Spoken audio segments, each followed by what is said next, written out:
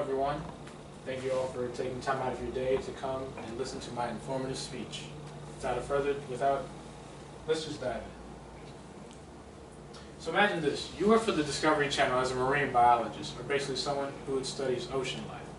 So you go to the ocean and you get in your submersible and you dive in to catch some clips of rare animal life. So as you dive deeper into the ocean in your submersible, you notice that it's starting to get a little dark. So you turn on the lights so you can see better. And while you're down there, you notice these creatures that are vaguely similar to arrowhead erasers. And so you're like, okay. Then you suddenly turn to your left, and then you're met with this giant eye. And then as you study it more, you realize that this eye creature is a bigger version of these arrowhead erasers. So before you can do anything else, you're doused in a cloud of ink and the creatures disappear. You have just encountered one of the most rare creatures in the ocean. Squids. My name is Jonathan Walker, and I'm here to talk to you about squids, their biology, their popularity, and their importance. Squids are members of an animal class called Cephalopoda, and within this class there are also the octopus, the cuttlefish, and the nautilus. The term cephalopoda means head-footed. Squids have a total of 10 arms, 2 of which they use to capture prey.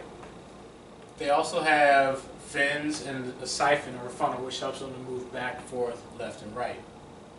To eat, they have a parrot-like mouth and a sharp-like tongue called a radula, which helps to shred up their prey.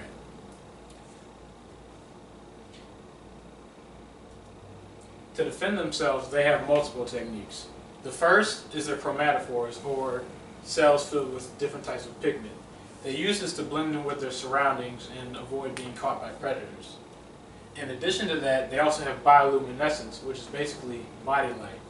They use this ability to ward off predators or to attract mates. The interesting thing about bioluminescence is that it does not give off any heat, unlike light bulbs, which as they get brighter, they get hotter. Finally, squids have their ink, or sepia. They spray this to confuse enemies and make a hasty getaway. Now that we know their biology, let's talk about their popularity. I'm sure you've all heard of calamari. Calamari is essentially battered squid that's been deep fried. It's usually served at restaurants as an appetizer and also includes a special sauce. Most people find it very tasty. In addition to that, squids are the main characters of a Nintendo game that released back in 2015 called Splatoon. It's essentially like paintball, but instead of using paintballs to fight each other, they use their ink. The game was so good that it got a sequel as well as downloadable content in 2017.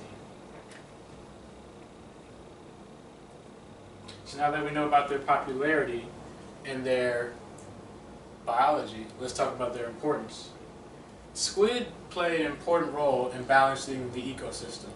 They eat creatures such as crabs, krill, and sometimes even other squids.